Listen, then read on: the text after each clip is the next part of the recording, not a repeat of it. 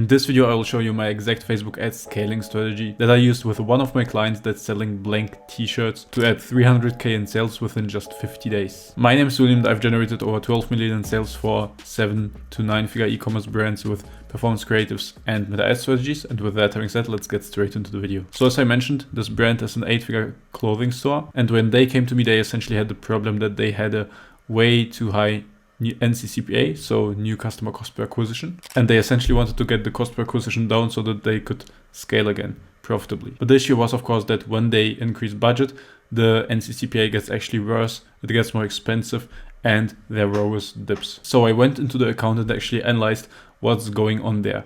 One thing that I found is that they had multiple campaigns running, and them having a testing campaign and scaling campaign, and even like something like a booster campaign. So first of all, I went and fixed that, because having so many campaigns that target the same audience with the same ad creatives creates essentially audience overlap, and that means that the campaigns actually compete against each other and diminish the returns that you get from every single campaign. So we went and consolidated all of that into one single campaign. Now we have one campaign where we test, but also the same campaign where we actually scale. And just by that, they already had more stable performance and better performance, still with the same ad creatives that they were running. Now what's important if you want to implement that step yourself, don't just go and turn off other campaigns that are currently performing well. Keep still running all the other campaigns that are currently already optimized and are getting you performance.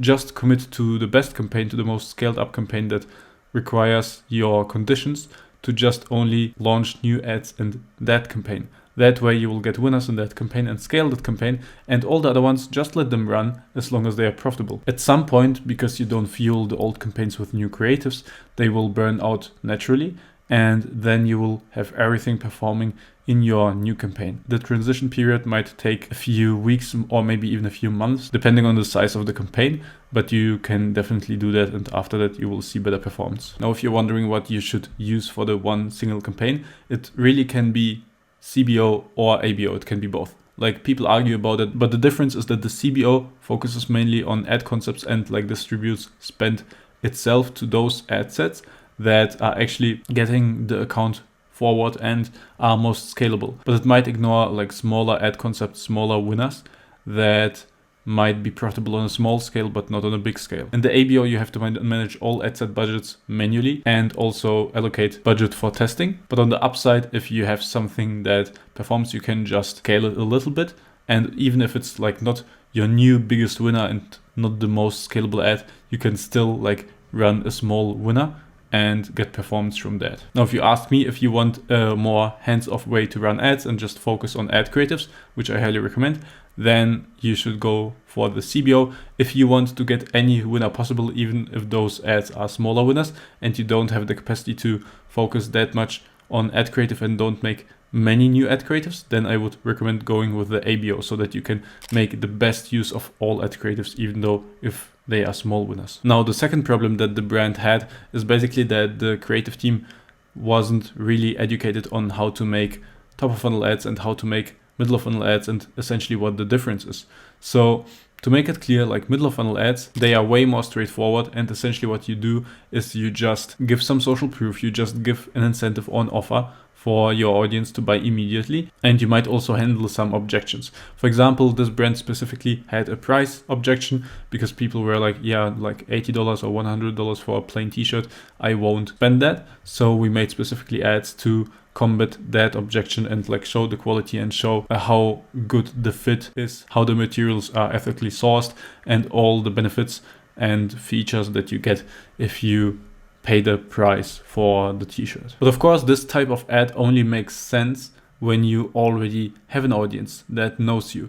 And this audience is very limited. If you want to grow your business and if you want to have a low new customer cost per acquisition, and the focus here is on new customer, right? Then you actually want to make top of funnel ads that are directed to a cold audience who doesn't know you yet.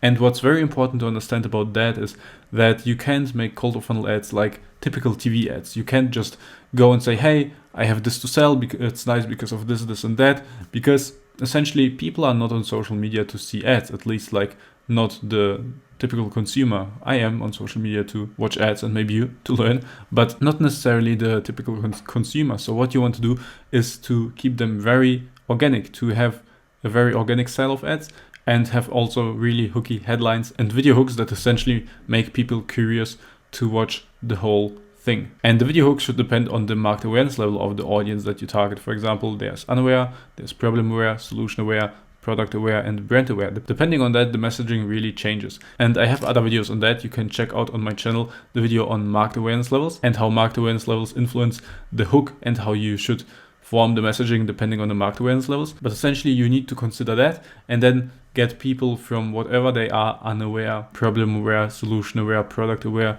to brand aware, and then slowly transitioning from, oh, you have a problem, or like, oh, you know there's a solution to your problem, but you don't know what's the best solution, to, oh, I know exactly that this brand solves it, and I also know why they do it better than their competitors, and I'm essentially ready to buy. So we made that type of ads for the brand, and essentially what happened within just 60 days is that the new customer cost per acquisition went down drastically, like 80%. In the worst month, it was more than $200 per new customer. In the worst week, even higher than $400 per new customer. And we got it down to $112 per new customer. And that was already very, very profitable for the brand. Also because, of course, they have like customer retention and then they keep buying from them and they keep paying them. That had the biggest impact, but those are still not all steps that we implemented. Another issue in the account was that essentially what the brand were doing is testing ads randomly. They just had a few ideas and they just put it into the account and they just looked how they perform. But the problem is that they didn't have any scientific split testing. So essentially,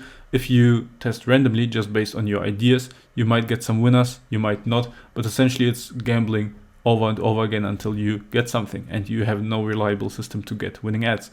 With our system, we have a reliable way of getting winning ads over and over again. And this is what I also implemented for them. So essentially, whenever you have a video ad idea or a static ad idea or anything else, you want to go and make at least three to five split testing variants for the visual hook, or for the text hook, or if it's a static ad, for the headline or for the design. And that means essentially you will have like 5 times the same video, but a different visual hook on them. And what's very, very important is that you just have one variable different. So for example, it's only a different visual hook, but the same text hook.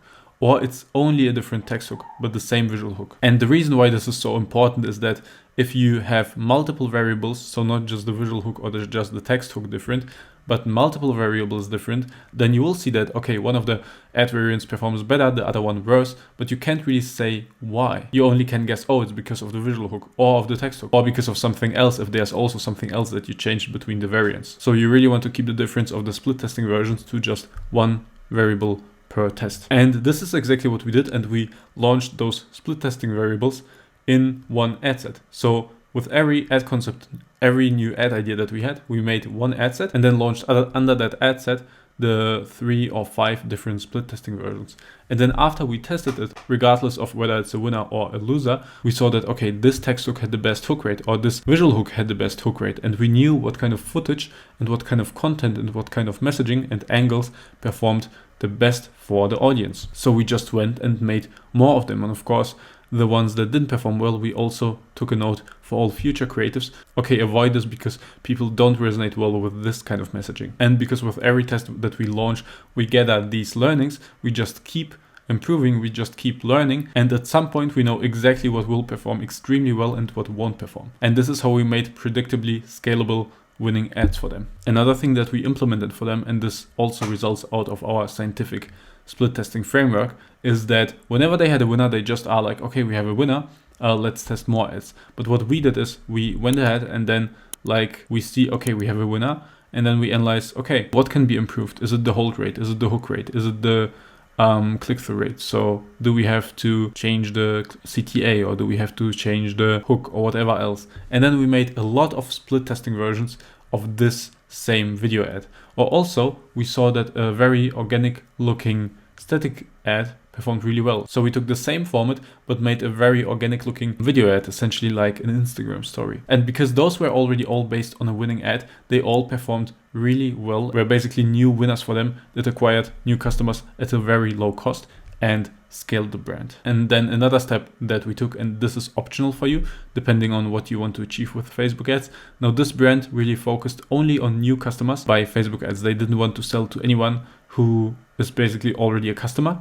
or already bought once, but they just used email marketing to do so. So what we did is excluding the whole customer list from the targeting in Facebook. So we only really prospect to new customers. Now, if you want to grow your brand and acquire new customers, but also retarget, then I would recommend just excluding the last 30-day purchasers, but then also like again showing it to people who bought, for example, 31 days ago or 35 days ago. And last but not least, what's very, very important, and that is also how we helped them immensely, to essentially scale to 1 million per month within 3 months of working with us.